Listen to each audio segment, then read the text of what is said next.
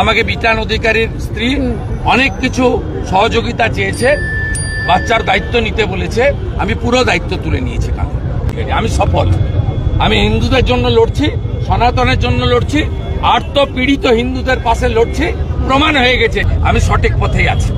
আমি কালো ব্যাজ লাগিয়ে কোথাও সোচ্চার, কোথাও নীরব, কোথাও মোমবাতি, কোথাও প্রদীপ, আপনারা সবাই প্রতিবাদে সামিল হন।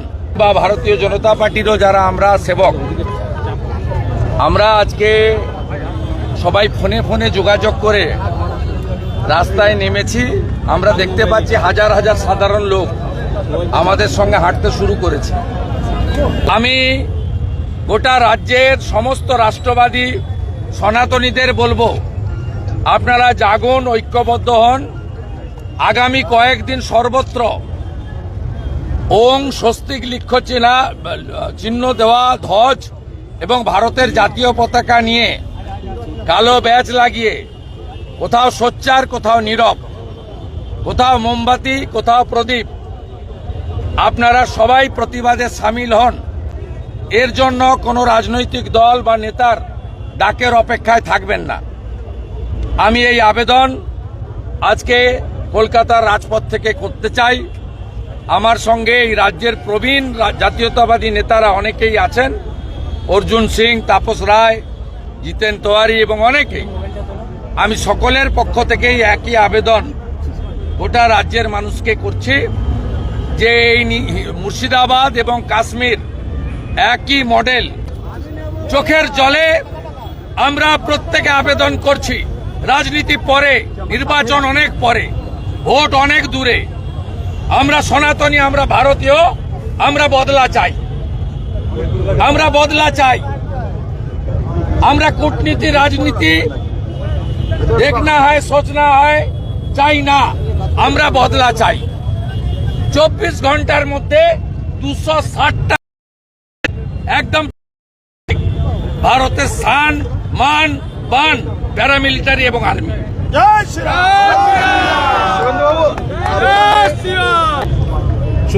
লড়াই করে হাইকোর্ট থেকে অর্ডার নিয়েছি, একবার নয় 5 বার যাব। ধুলিয়ানে, শামশেরগঞ্জে হাইকোর্ট অর্ডার দিয়েছে, অর্ডার মেনেই যাব। কবে যাবেন? 24 ঘন্টা আগে জানাতে হবে, এখনো অর্ডার আপলোড হয়নি। আজকে যদি অর্ডার আপলোড হয় আমাকে 24 ঘন্টা আগে জানাতে হবে, কালকে সম্ভব না, শুক্র অথবা শনি। প্রত্যেকবারই 24 ঘন্টা আগে জানার জন্য বলেছে। সরকার একজনকেই বাধা দিয়েছিল, তার নাম শুভেন্দু অধিকারী। আমি সফল। আমি হিন্দুদের জন্য লড়ছি, সনাতনের জন্য লড়ছি, আর্ত পীড়িত হিন্দুদের পাশে লড়ছি। প্রমাণ হয়ে গেছে রাজ্য সরকার একমাত্র আমার বিরোধিতা করেছে, এবং আমি ওখানে গিয়ে যাতে আপনাদের ইন্টারভিউ না দিতে পারি সে অর্ডারও বের করিয়েছি। Conditional visit, only 1%, that is Suvendu Adhikari. আমি সঠিক পথেই আছি। আমি মিছিলটা এগিয়ে দিচ্ছি। কেন আপনি কি মনে করছেন যে হঠাৎ এই যে কাশ্মীরে দর্শকে চ্যালেঞ্জ করা, মোদিজিকে চ্যালেঞ্জ করা? দাদা, কাশ্মীর সে মুর্শিদাবাদ, মোদিজির উপর ভরসা রাখুন, মুহূর্তের জবাব দেবেন। এর আগেও দিয়েছে, মাল্যদান করব, পরিবারের টাচে আমরা আছি। আমাকে বিতান অধিকারীর স্ত্রী অনেক কিছু সহযোগিতা চেয়েছে, বাচ্চার দায়িত্ব নিতে বলেছে, আমি পুরো দায়িত্ব তুলে নিয়েছি কাঁধে। দাদা মুর্শিদ, উনি শিক্ষামন্ত্রী, ওনার কোনো দায়িত্ব নেই? যদি সামান্য মানবিকতা বোধ থাকে তা আপনি ম্যাডামকে কনভিন্স করে লিস্টটা কোর্টে জমা দিয়ে দিন, তাহলে ঝামেলা মিটে যায় না। ব্রাত্য বসুর তো দায়িত্ব এটা। ওনারা জানেন হারবেন, হাইকোর্টে হেরেছেন, সুপ্রিম কোর্টে হারবেন, তো কেন ওনারা তৈরি থাকেননি? আসলে ওনারা চান না এই সমস্যার সমাধান হোক, তাহলে 8,000 লোককে আবার জবাব দিতে হবে যাদের কাছে 800 কোটি টাকা লুট করা হয়েছে। ঠান্ডা হয়ে যাবে, আরজিকের যেমন ঠান্ডা হয়ে গেছে, এটাও ঠান্ডা হয়ে বেশি দিন এদের দম থাকবে না, কারণ এদের সংসার চালাবার জন্য অন্য কাজে যেতে হবে। বেশি দিন তারা আন্দোলন করতে পারবেন না। আর সময় তো রোজ নতুন ইস্যু আছে, রোজ ভুলে যায়। সেজন্য মমতা ব্যানার্জি কোর্টে যাবেন না, কারণ সমাধান চান। দিদি এবং অভিষেক ব্যানার্জি আমাদের পশ্চিমবাংলা তথা ভারতবর্ষের পথপ্রদর্শক, তাকে দেখে আমরা অনুকরণ করে চলি এবং তার সান্নিধ্যে আমরা রয়েছি। ন্যাচুরালি আমরা সবাই ভালো কাজ করব পশ্চিমবাংলার জন্য।